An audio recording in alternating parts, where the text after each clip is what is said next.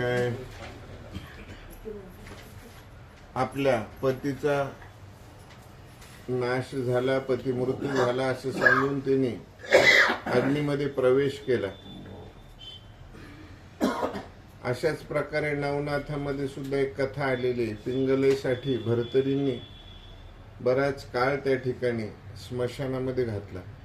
म्हणून कोणाची गंमत करताना किंवा काही गोष्टी सांगताना इतकी काळजी घेतली पाहिजे की जीवनामध्ये त्याच्यापासून काही त्रास झाला नाही पाहिजे. नवनाथामध्ये ती कथा आलेली की भर्तरी ज्या वेळेला शिकारीसाठी गेले, पिंगला म्हणाली होती की मी तुमच्यासाठी काही पण करील. म्हणून त्यांनी आपले जे वस्त्र होते ते एका पशुच्या रक्तामध्ये माखले आणि घरी पाठवलं. आपला पती नाहीसा झाला हे कळताच पिंगलेने स्वतः आपला देह अग्नीमध्ये अर्पण केला.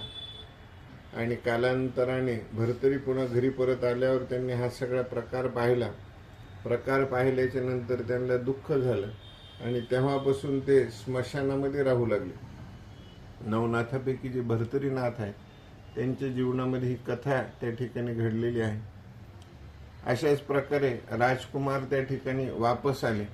वापस आल्याच्या नंतर त्यांनी हा सगळा प्रकार पाहिला, अत्यंत दुःखित झाले आणि म्हणाले की बाबा तू तिकडे गेल्यामुळं तुझ्या पत्नीने देह सोडून दिला आणि तिच्याबद्दल तू काहीच विचारू नको, अशा प्रकारे वडील म्हणायला लागले. खूप दुःख झालं की बाबा आपली एक चूक आपली झाल्यामुळं हे सगळं झालं. त्यांचा मित्र नागसूत म्हणजे नागाचा जो पुत्र होता तो त्यांचा मित्र होता त्या राजकुमाराचा.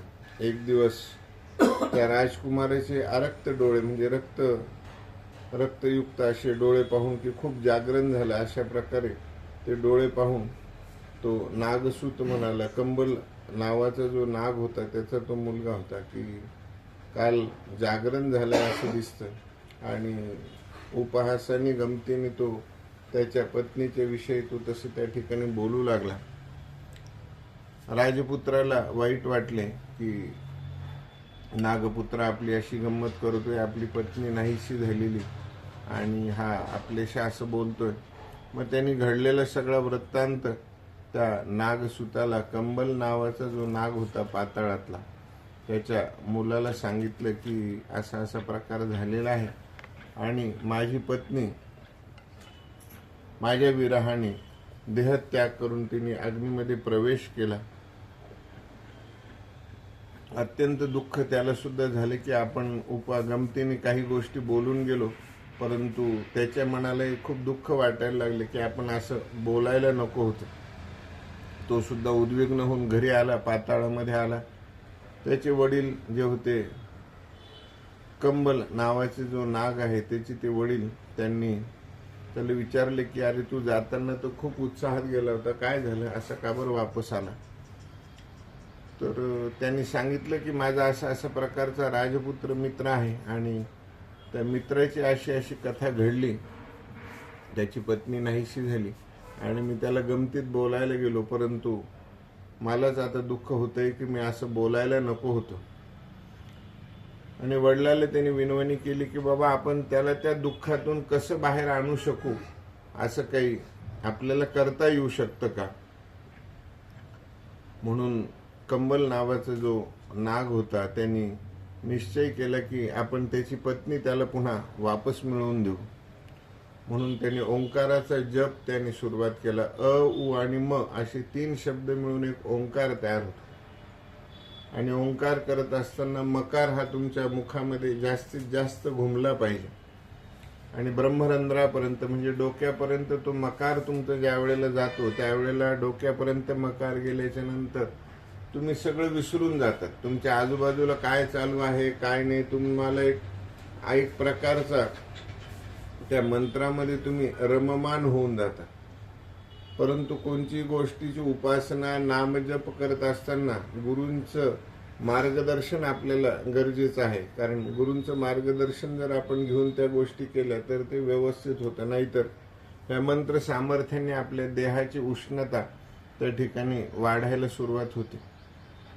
कंबलाने तपश्चर्या करण्यासाठी निघाला की बाबा माझ्या मुलाचा जो मित्र आहे त्याच्यासाठी आपल्याला काय चांगलं करता येईल अशा प्रकारे विचार करून तो त्या ठिकाणी निघाला आणि पर्वतावर जाऊन त्यांनी तपश्चर्या करण्याचा निर्णय केला की त्या राजपुत्रासाठी आपण काही करू शकतो का, म्हणून त्यांनी निर्णय केला. म्हणून जीवनात एक लक्षात ठेवायचं, आपल्यासाठी तर आपण सगळं काही करतोच आहे, पण अजून कोणासाठी आपण काही करू शकतो का.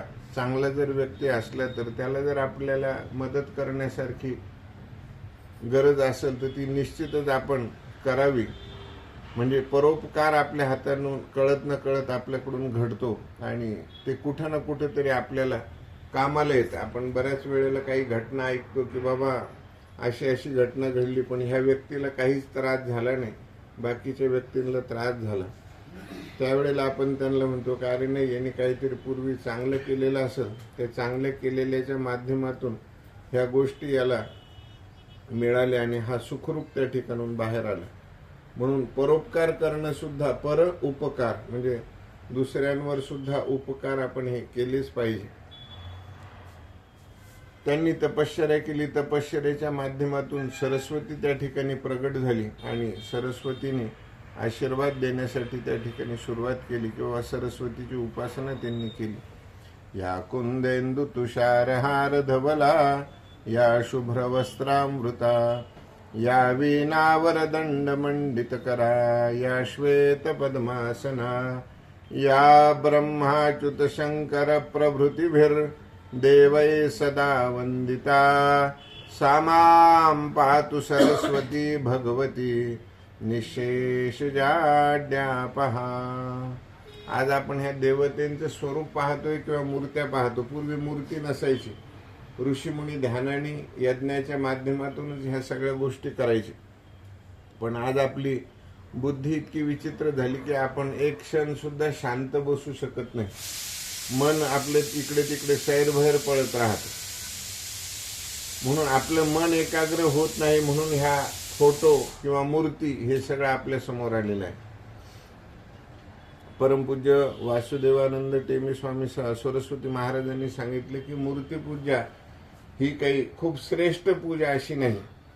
तुम्ही अंतःकरणातून तुमची पूजा करत चला आणि त्या अंतःकरणातल्या पूजेलाच महत्व आहे. आपल्या वेदांमध्ये पूर्वीपासून सांगत आलेले की चारही वेदामध्ये पुरुष सूक्त हे आलेले आहे. त्या तिष्ठत दशांगुलम, अंगुल मात्र भगवंत आपल्या प्रत्येकाच्या हृदयात आहे. त्या हृदयाची तुम्ही पूजा करा. हृदयाची पूजा करा म्हणजे काही स्वतःला पान फुलं वाहून घ्या अशातला प्रकार नाही, पण त्या हृदयाकडे तुम्ही लक्ष ठेवा. तुम्ही तुमच्या देहाकडे लक्ष ठेवा. आज दुसरीकडे काय चाललं हा विचार करण्यामध्येच आपण व्यस्त असतो. आपल्या शरीरामध्ये काय हालचाल होते याच्याकडे आपलं लक्षच नसतं.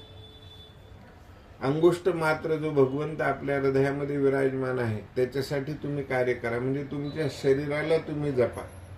आपण दिवा लावताना प्रार्थना म्हणतो, पण त्या प्रार्थनेचा अर्थ आपण कधीच विचार करत नाही. शुभम करोति कल्याणम आरोग्यम धनसंपदा. पैसा म्हणजे धनसंपदा नाही. तुमचं आरोग्य, तुमचं जे आहे ते आरोग्यच धनसंपदा. आणि तुमचं आरोग्य जर चांगलं असलं तर सगळ्या गोष्टी चांगल्या. म्हणजे दोन पैसे कमी असो किंवा जास्त असो, आरोग्य जर चांगलं असलं, पैसा भरपूर असला आणि जर आरोग्यच नसलं तर त्या औषधामध्येच आपला पैसा सगळा चालला जाईल. म्हणून आपल्या देहाकडे सुद्धा आपण लक्ष दिलं पाहिजे. अशा प्रकारे मंत्राच्या माध्यमातून भगवंताच्या आकाराची, भगवंत कसा दिसतो, भगवंत कसे आहेत हा त्या ठिकाणी निर्मिती झालेली आहे. या कुंदेन तुषार हार धवला, या शुभ्र वस्त्रामृता, की ह्या सरस्वतीचं वस्त्र कसं आहे, शुभ्र आहे. या वीणावर दंड मंडित करा, तिने वीणा धारण केलेली आहे. मग ह्या श्लोकाच्या माध्यमातून मग ते चित्र त्या ठिकाणी तयार करण्यात आलं. म्हणून आपण ते जे चित्र आपल्या समोर दिसले की अरे हा सरस्वतीचा फोटो आहे, म्हणून आपण सहजच त्या ठिकाणी बोलतो. सरस्वती देवी त्या ठिकाणी त्यांना प्रसन्न झाली आणि विचारू लागली की बाबा तुम्ही तपश्चर्या कशा करता केली. आपण सरस्वतीची तपश्चर्या करणारा हा पहिलाच व्यक्ती त्या ठिकाणी पाहिला की सरस्वती प्रसन्न व्हावी.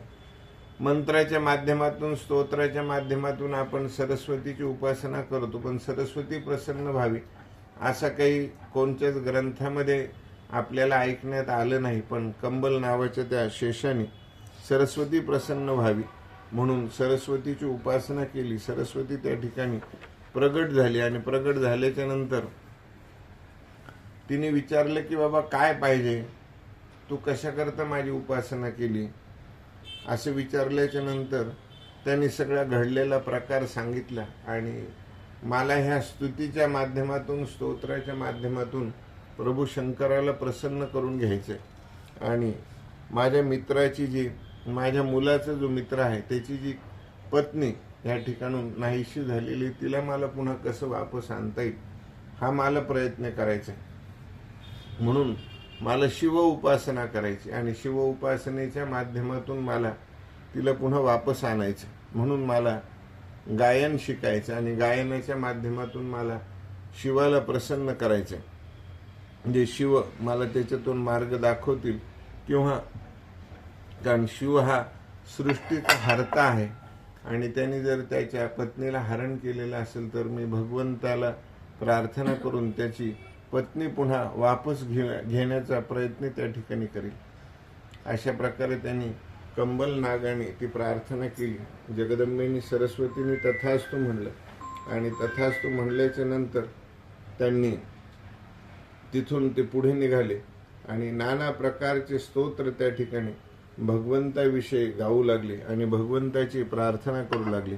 मृत्युंजयाय रुद्राय नीलकंठाय शांभवे अमृतेशाय शर्वाय महादेवाय ते नमः.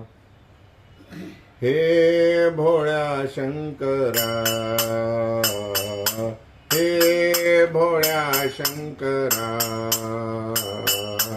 आवड तुला बेलाची, आवड तुला बेलाची, बेलाच्या पानाची.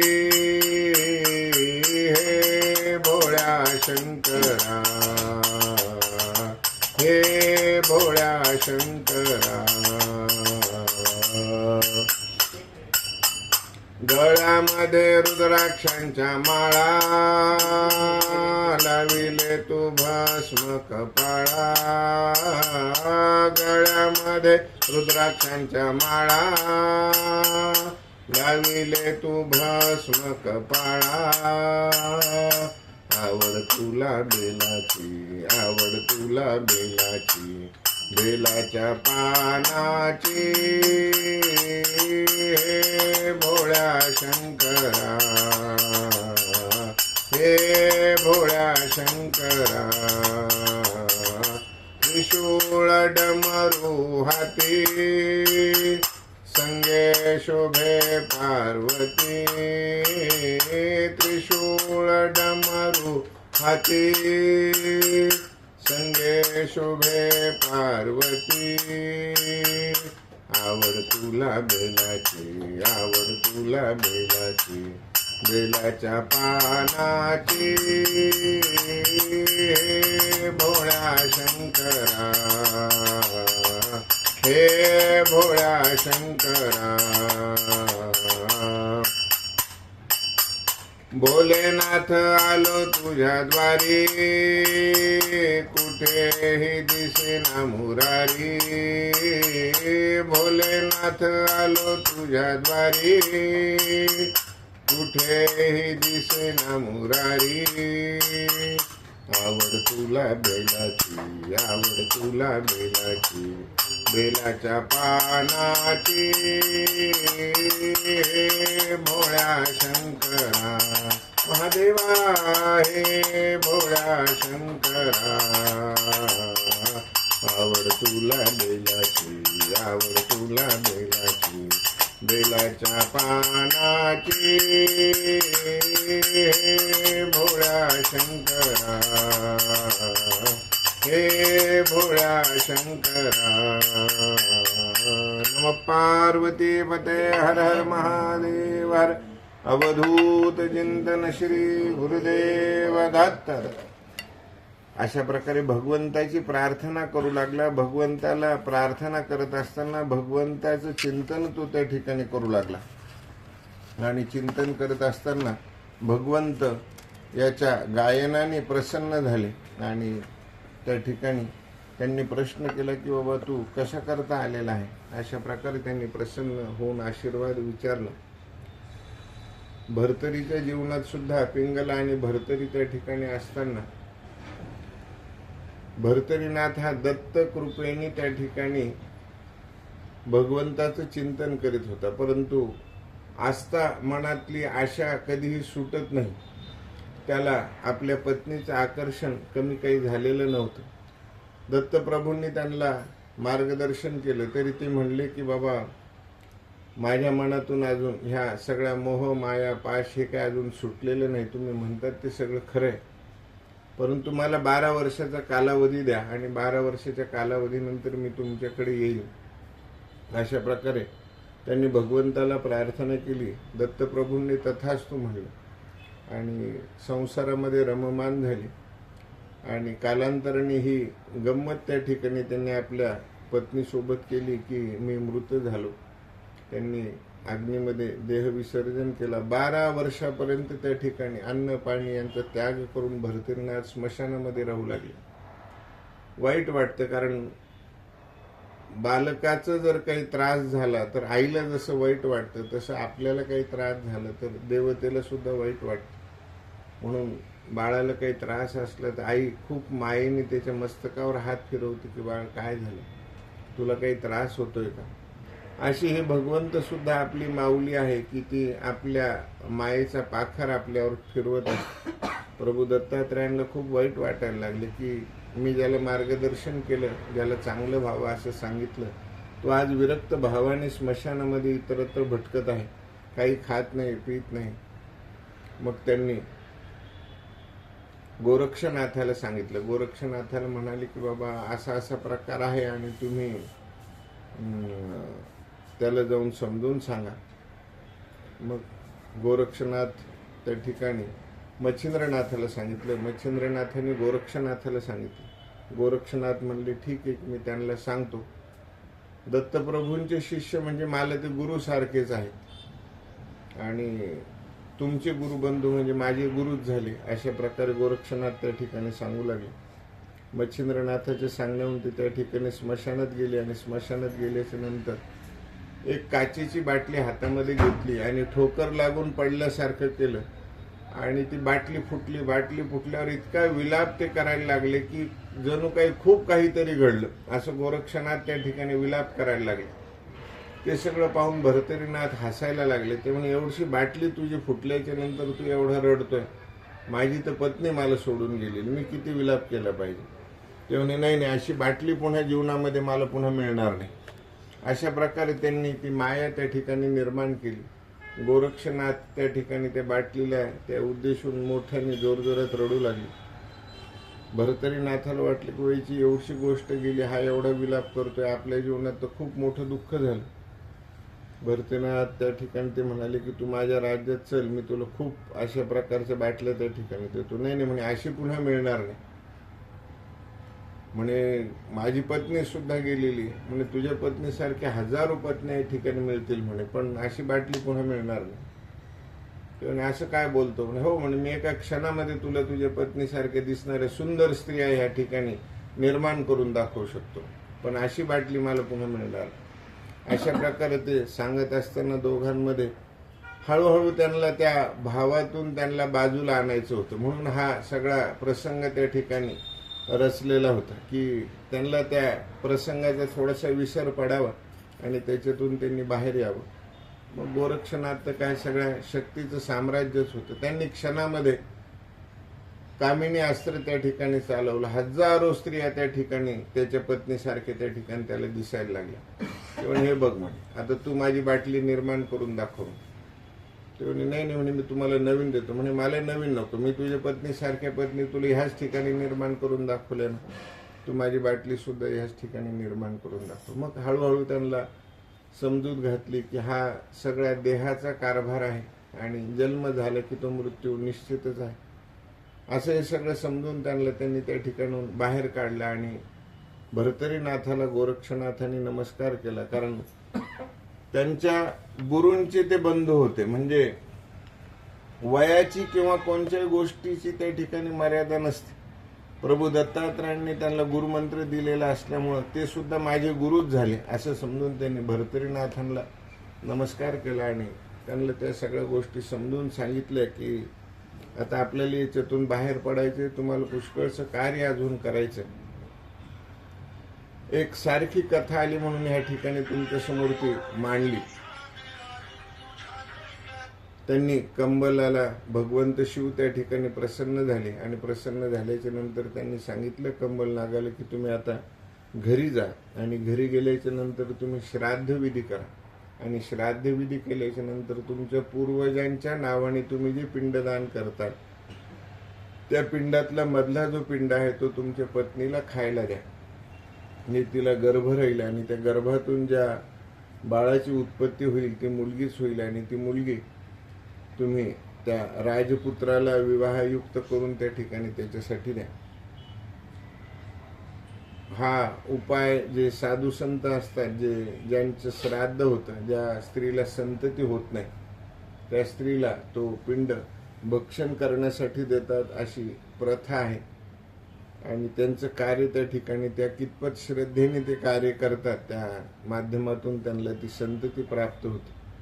म्हणून त्यांनी पूर्वजांच्या, कारण पूर्वज जे आहे हे फक्त संततीची अपेक्षा करणारे आहेत. आपले जे पूर्वज जे आहेत की यांची संतती वाढावी, यांचं चांगलं व्हावं म्हणून सदैव त्या ठिकाणी ते त्या आपल्या मुलाबाळांकडे लक्ष देऊन ते कार्य करण्याचा प्रयत्न करत असतात. आपले एरवी जे सणवार जे येतात, आपले जे उत्सव येतात, आता खंडोबाचे षडरात्र येतील की 6 दिवसच तो उत्सव असतो. नवरात्रातला 9 दिवस असतो, गणपतीचा 10 दिवस 11 दिवस असतो. पण पितृपक्ष हा 1 महिना असतो. आपण 15 दिवसच तो पितृपक्ष मान्य करतो, पण कोजागिरी पौर्णिमेपर्यंत पितृपक्ष असतो. जोपर्यंत कन्या राशीमध्ये सूर्य आहे तोपर्यंत कन्या महालय असं आपण कन्यागत आपण त्याला म्हणतो. तर 1 महिना असतो. म्हणजे सगळ्या देवी देवतेंपेक्षा पितृ हे श्रेष्ठ आहेत की त्यांचं महालय जे आहे, आलय आपण म्हणतो, आलय म्हणजे घर, तर ते महालय सोडून आपल्यासाठी ते पृथ्वी तलावर येतात. नवरात्रातली पहिली माळ मातामह श्राद्ध म्हणून सांगितलेली की नातवांनी त्यांच्या आजोबासाठी श्राद्ध करावं. अशा प्रकारे हा खूप विस्तृत विभाग आहे. श्राद्ध विधी जे आहे त्यामध्ये ह्या सगळ्या गोष्टी आलेल्या आहेत. मग नागाने घरी येऊन श्राद्ध विधी केला आणि आपल्या पत्नीला तो पिंड त्यांनी खाण्यासाठी दिला. आता ही सगळी ईश्वरी रचना असती. कालांतराने त्यांना खूप वेदना झाल्या आणि वेदना झाल्याच्या नंतर त्या मुखातून त्यांचा एक गोळा त्या ठिकाणी बाहेर पडला आणि तो बाहेर पडल्याच्या नंतर क्षणामध्ये तो वाढत गेला आणि वाढत गेल्याच्या नंतर त्या राजपुत्राची जी स्त्री होती मदालसा, तिच्यासारखं तिचं स्वरूप त्या ठिकाणी दिसायला लागलं आणि सुंदर अशी ती कन्या त्या ठिकाणी मोठी होत गेली. आणि मोठी होत गेल्याच्या नंतर आता तिचा विवाह करायचा, त्या राजपुत्राला आपल्याला इथे बोलवायचं, अशा प्रकारे त्यांनी सांगितलं की बाबा राजपुत्राला आपण ह्या ठिकाणी बोलून तिचा विवाह आपण ह्या ठिकाणी करू. अवधूत चिंतन श्री गुरुदेव दत्त दत्त ददाति प्रतिगृह्णाति ग्रह्यमाख्याति पुच्छते भुक्ते भोजयते चैव षड्विधी प्रीती लक्षणम. देवाणघेवाण ही जीवनामध्ये चालू राहिली पाहिजे. दान धर्म हा आपला सतत चालू राहायला पाहिजे. परंतु आपल्या गोत्राच्या व्यतिरिक्त जो गरजवंत आहे त्याला मदत करावी आणि जो सदन आहे, जो चांगला व्यक्ती आहे, ज्यांनी काही तपश्चर्या केलेली आहे, अशा व्यक्तीला तुम्ही निश्चितच दान केलं पाहिजे. कारण तो दान ज्या वेळेला आपलं प्रतिग्रह करतो त्यावेळेला आपल्या सगळ्या पापाचं क्षालन करतो. काही संत सांगतात की आपल्या दारामध्ये जो याचक येतो, जो मागण्यासाठी येतो, त्याला तुम्ही अवश्य काही ना काहीतरी दिलं पाहिजे. कारण तो तुमचं सगळं दुःख हरण करून घेण्यासाठी तुमच्या दारापुढे आलेला असतो. कारण कोणी तुमच्याकडे येण्यासाठी रिकामं नाही. म्हणून देवाणघेवाण ही चालली पाहिजे. आणि अडचणीच्या प्रसंगी आपल्या जीवनात काही जर अडचणी घडल्या तर एखादा व्यक्ती आपल्याजवळ असा पाहिजे की तो आपल्या अडचणीवर मात करू शकेल, की आपल्या अडचणी अजून वाढवल असा नको. म्हणून ददाती प्रतिगृह्णाती, म्हणजे देत राहा आणि घेत राहा, अशा प्रकारे ह्या गोष्टी त्या ठिकाणी घडत राहिल्या पाहिजे. भुकेल्यांना तुम्ही अन्न दिलं पाहिजे. जो अडचणीत आहे त्याची विचारणा करून त्याला तुम्ही मार्ग दाखवला पाहिजे. हे षड विकार आपण जसं म्हणतो ते तशीच हे षड लक्षण आहे की ह्या षड लक्षणांच्या माध्यमातून तुम्ही तुमचं कार्य त्या ठिकाणी साधून घेऊ शकता. ती मदालसा हळूहळू मोठी होत गेली आणि मोठी होत गेल्याच्या नंतर तिचा विवाह करण्यासाठी निर्णय घेतला आणि राजपुत्राला ह्या ठिकाणी ह्या नागलोकात बोलवायचं असं त्यांनी ठरवलं. आणि नागलोकात बोलवताना की बाबा आपण याला बोलवून त्याला कन्यादान करावं आणि ही स्त्री त्याला आपण आपली मुलगी म्हणून त्याला सुपूर्त करावी. कारण त्या राजपुत्रांनी सांगितलं होतं की बाबा मदालसेशिवाय मी कोणत्याही स्त्रीच्या सोबत राहणार नाही. आणि त्याला एक एक त्या खुणा त्या ठिकाणी कळायला लागल्या. राजकुमाराला त्यांनी पाताळामध्ये ज्या ठिकाणी अनंतादी नवनाग राहतात त्या ठिकाणी ते त्याला घेऊन गेले. अनंतम वासुकिं शेषम पद्मनाभंच कंबलम शंखपालम धृतराष्ट्रम तक्षकम कालियं तथा एतानि नवनागानि नामानि च पठेत् नरः महासायंकाले पठे नित्यं प्रातःकाले विशेषतः तस्य विषभयन्नास्ति सर्वत्र विजयी भवेत्. अनंतादी जे नवनाग आहे ह्या नवनागांचं स्मरण जर तुम्ही केलं, सकाळी संध्याकाळी तुम्ही जर स्मरण केलं तर तुम्हाला कोणत्याही प्रकारचं भय राहणार नाही आणि सर्वत्र तुम्हाला विजय मिळाल्याशिवाय राहणार नाही. परंतु हे नाव घेताना त्या भावनेने तुम्ही नाव घेतलं पाहिजे. बऱ्याच वेळेस आपण म्हणतो की बाबा मी इतक्या वेळेस घेतलं आणि मला काहीच फायदा झाला नाही. कालच आपण कथा पाहिली की चक्रधर स्वामींनी सज्जनगडावर त्या सद्गृहस्थांना किती छान मार्गदर्शन केलं.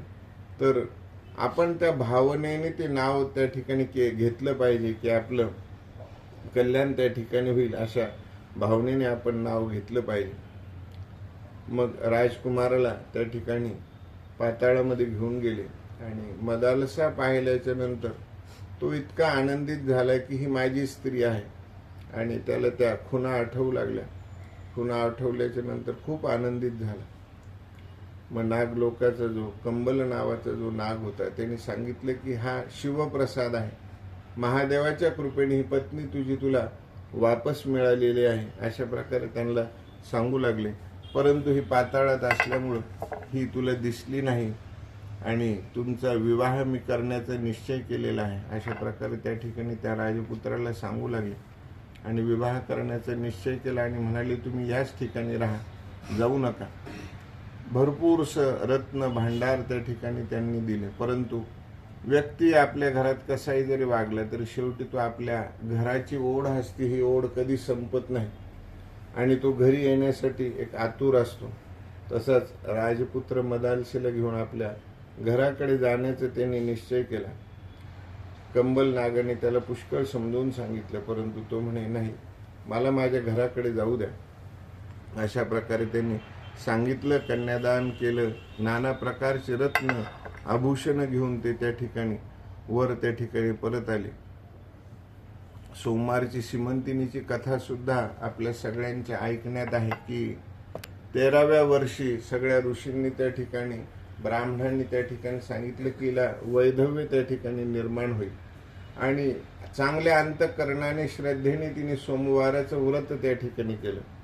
आणि व्रत केल्याच्या नंतर विवाह करण्याचा प्रसंग आला. सगळ्यांनी सांगितलं होतं असा असा प्रकार होईल, परंतु हिने त्या सोमवाराच्या व्रतामुळे त्या गोष्टीवर सुद्धा परिमार्जन करून आपल्या पतीचा देह तिने वाचवला. अशा प्रकारे सीमंतिनी आख्यान आपल्याला सगळ्यांना माहिती आहे की क्रीडा करत असताना तिचा पती जलामध्ये निघून गेला. सगळीकडे शोधाशोध झाली, परंतु काही सापडलं नाही. आणि ती निरंतर नंतर सुद्धा शिवपूजन करू लागली. काही जर चूक झाली की आपण लगेच देवाला दोषारोपण करायला सुरुवात करतो की तुमच्यामुळं असं झालं, तुमच्यामुळं तसं झालं, देवा असं काय करतो. अशा प्रकारे आपण देवाला दूषण द्यायला सुरुवात करतो. श्रीमंतीने तसं केलं नाही. नंतर सुद्धा तिने तिची तपश्चर्या, तिचं नामजप तिने ती चालूच ठेवलं. सोमवार व्रत तिने तसंच चालू ठेवलं आणि पाताळ लोकांमध्ये, शेष लोकांमध्ये तिचा पती गेला आणि तो पुन्हा कालांतराने तिला तो परत मिळाला आणि तिच्या सोमवार व्रताचं फळ तिला त्या ठिकाणी प्राप्त झालं. अशीच ही कथा आपल्या सगळ्यांच्या ऐकण्यात आहे. म्हणून कोणते व्रत वैकल्य करताना, तपश्चर्या करताना पूर्ण तल्लीनतेने त्याच्या पुढची मागची सगळी जी माहिती असेल ती व्यवस्थित माहिती घेऊनच तुम्ही करा, म्हणजे ते कार्य तुमचं सफल त्या ठिकाणी होत जाईल. अशीच दक्षकन्या आपल्याला पार्वतीची सुद्धा कथा आपल्याला सगळ्यांना ऐकिवात आहे की मदालसाचा जसा देह नाहीसा झाला तसाच त्या दक्षकन्याने सुद्धा यज्ञामध्ये आपला देह अर्पण केला आणि कालांतराने पुन्हा तिने जन्म घेऊन शिवशंकराशी पुन्हा तिने वरण केलं आणि त्यांच्याशी विवाह केला. तसाच मदालसेचा देह सुद्धा अग्नीमध्ये मिळून गेला, परंतु आपल्या पतिप्रेमापोटी, पतीसाठी त्यांच्या तपश्चर्येमुळे ती पुन्हा त्या ठिकाणी त्यांना प्राप्त झाली. जशी पार्वती मिळाली भर्तरीला, त्याची पत्नी मिळाली, अशा प्रकारे मदालसेने सुद्धा तिचा पती पुन्हा प्राप्त करून घेतला. अवधूत चिंतन श्री गुरुदेव दत्त. हळूहळू मदालसा आणि राजपुत्र यांचा संसार त्या ठिकाणी वाढायला लागला, गर्भ त्या ठिकाणी वाढायला लागला. अनेक प्रकारची संतती त्यांना त्या ठिकाणी झाली, परंतु सगळी संतती काही हुशार असते अशातला काही प्रकार नाही. आपल्या घरामध्ये सुद्धा काही त्याचं भाग असतात. एखादी खूप हुशार असते, काही मंदबुद्धीची असते, काही जणांना काही कळत नाही. अशा प्रकारे त्या मदालसाचे पुत्र त्या ठिकाणी होत गेले आणि पुत्र होत असताना काही जणांच्या मंदबुद्धीमुळे त्यांना असं वाटलं की बाबा आपण इतके छान वंशातले आहोत पण असं का होतंय, म्हणून ते सुद्धा चिंतातूर त्या ठिकाणी होत होते. आणि नंतरची जी संतती त्यांना झाली ती आलर्क नाव त्या बाळाचं ठेवलं. आणि ही आलर्क नावाची जी संतती होती की ती खूप बुद्धिमान आणि तीव्र बुद्धीची अशी संतती त्यांना त्या ठिकाणी प्राप्त झाली. आणि ह्या आलर्कासोबत त्यांचे भाऊ सुद्धा त्या ठिकाणी राहू लागले. अनेक प्रकारचे यज्ञयाग हा आलर्क त्या ठिकाणी करू लागला आणि पित्याच्या माध्यमातून त्या राजकारभारामध्ये तो लक्ष देऊ लागला. आपल्या पित्याच्या माध्यमातून त्यांनी सगळी विद्या त्या ठिकाणी प्राप्त केली आणि विद्या प्राप्त करून त्या ठिकाणी तो राज्य करू लागला.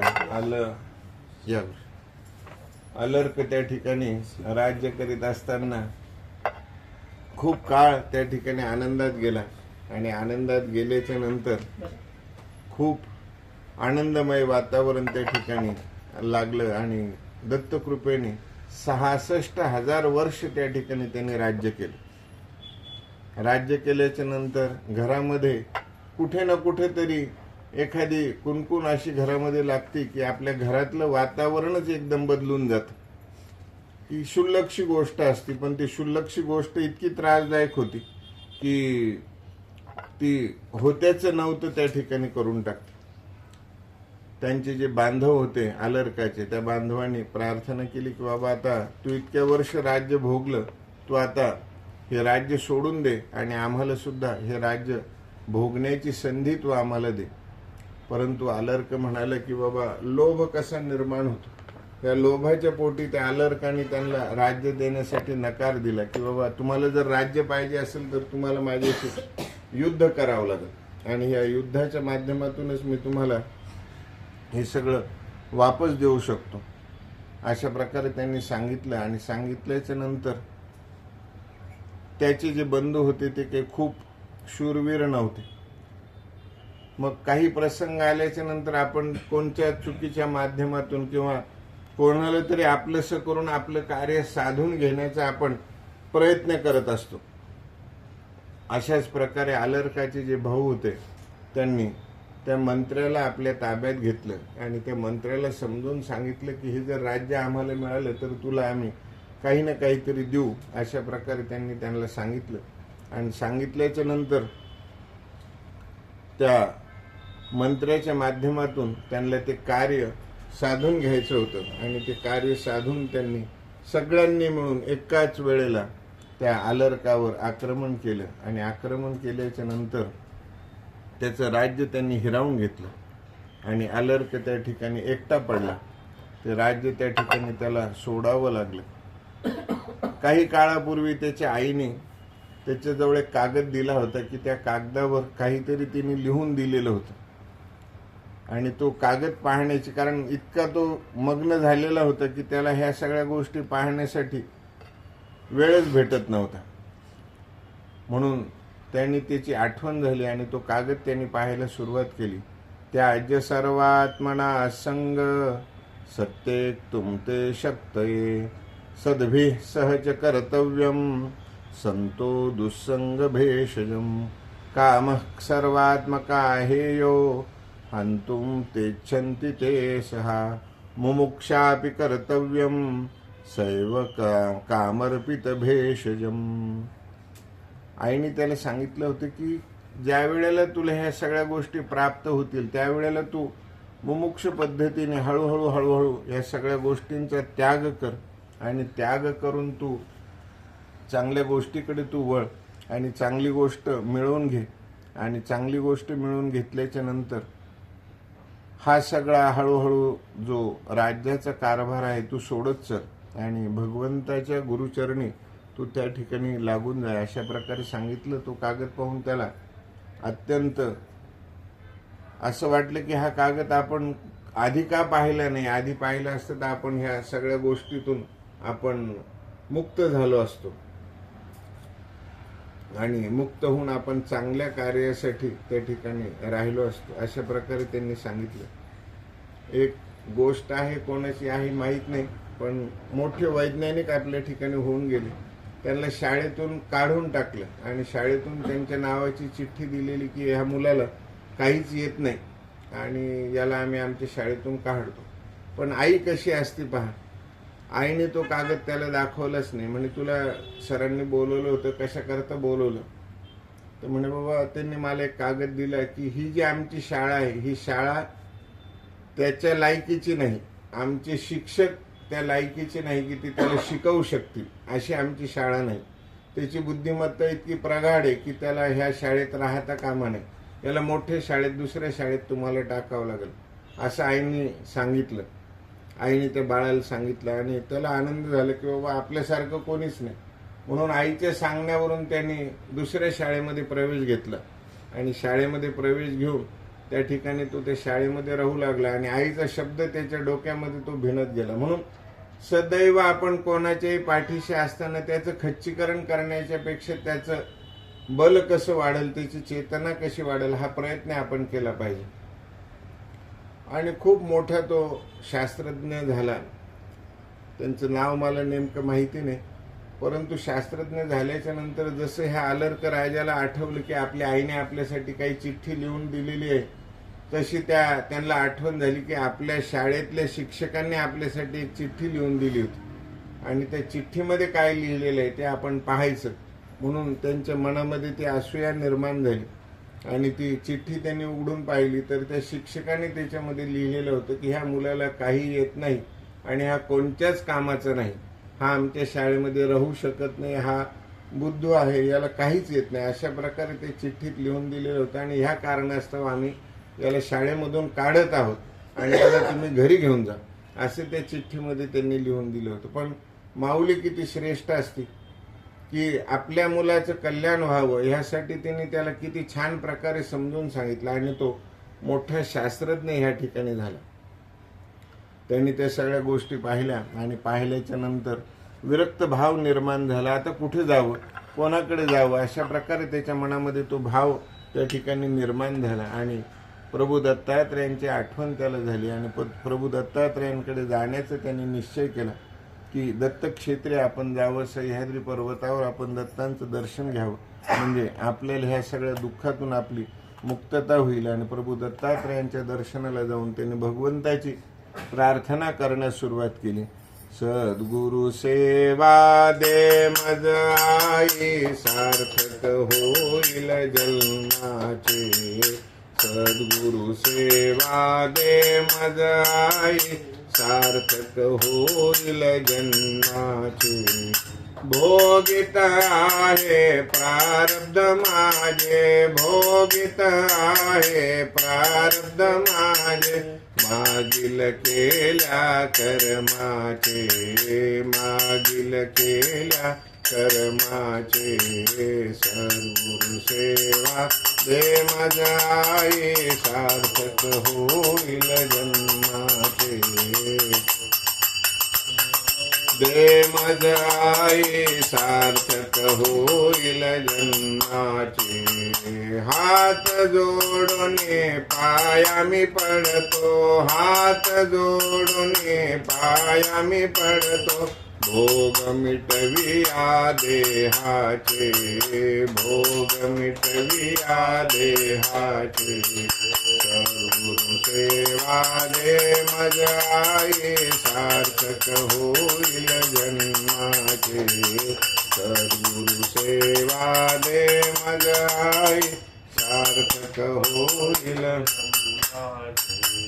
सद्गुरु राया कृपा होता, सद्गुरु राया कृपा होता. होईल दर्शन ब्रह्माचे, होईल दर्शन ब्रह्माचे. सद्गुरु सेवा दे मज आई, सार्थक होईल जन्माचे. सद्गुरु सेवा दे मज आई, सार्थक होईल. कृष्ण तनय हरी शरण, कृष्ण तनय हरी शरण.